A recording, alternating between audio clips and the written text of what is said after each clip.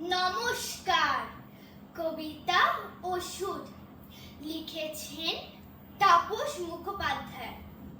ডাক্তারেতে নাম করেছেন নন্দ দুলাল ধর। চোখ কান দাঁত ছাড়াও সারান সর্দি থেকে জ্বর। তুলবে ভেবে পটলা সেদিন নড়বড়ে দাঁত নিয়ে হাজির হলো নন্দবাবুর চেম্বারেতে গিয়ে। এক নিমেষে প্রেসক্রিপশন লিখেই বলেন, নন্দ কেমন জোরে পড়িস দেখি, বেশ ভালো কি মন্দ।